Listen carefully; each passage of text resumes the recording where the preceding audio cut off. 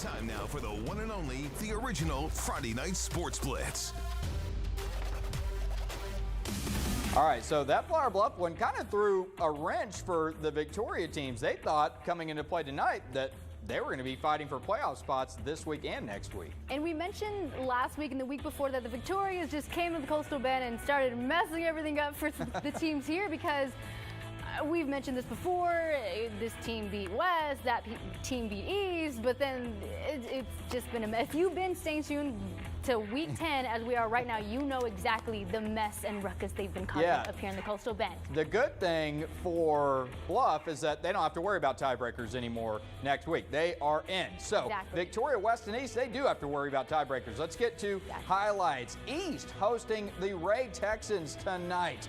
Here, the Titans, Jakarian Giles in for the score. First drive of the game made it 7-0 Victoria. Then the very next play, this is not good. Ray is going to be picked off. Oh no. Terrence Terrell, a 40-yard pick six. Not the way you want to start a ball game, going down 14-0 in 2 plays. That is how you create momentum, my friend. It is, but Ray would answer that momentum here. Watch as Alex Estrada, this is a Play of the Week nominee, finds the freshman Braden Rhodes beats 2 defenders. Through traffic. The freshman, he's got 3 more years on him too. What a fish. That made it 14-7. Then Iso moving the ball. Bison Ortega, that is a name and that is a play right in front of the camera.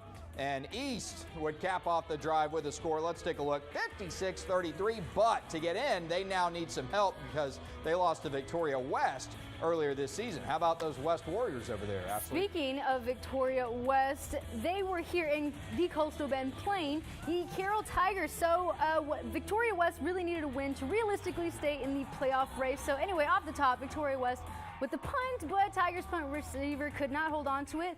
Then up next, Warriors making the best of that turnover. West number 4, Dion Green finishing the job. Touchdown, Victoria West. 2 points were no bueno, though. 6-zip Warriors. Then Tigers answer right back as QB Benny Hernandez finds number 4, Jason Juarez for the touchdown. Field goal was good. 7-zip Tigers with the lead. Then Carroll at it again as Victoria West QB tries to find number 10, Jeremiah Baldwin, but it's Tigers number 3, Oscar Bernientes with the pick. Tigers ball. But all good things must come to an end as Warriors number 10 gets his redemption and his own pick. Warriors get the ball right back. Then up next, check this out, Chris. I saved this one for you, my friend. Okay. So we have number 4, West Dion Green breaking not 1, not 2, but 3 tackles and takes it in for the touchdown. Again, that was a Victoria West highlight, but that was beautiful, man. Yeah, we don't get Play of the Week to the out-of-towners, but hey, kudos to that kid. If he watches it online later, that was a heck of a play. For real. So let's take a look at that final. If there's a final, we had a final 47-21. Victoria West Warriors taking the dub on that one, Chris. So I believe they clinched the 4th seed now with that win tonight. All right, let's take a look. Miller at Tolosa Midway. Huge fan of the pink pom-poms, man. There you go for Breast Cancer Awareness Month. Hey, Miller coming off a huge win over Port Lavaca. You were at that one last weekend. Here, Bucks on the move. Ethan Greenwood, he was okay. He used to be in the running back. He was there getting flipped over as a receiver. But then Jaden Brown hitting Lonnie Adkism. Look at the tough sledding from him. Get off me. Shoot, they did. They got off him, Chris. Yeah, exactly.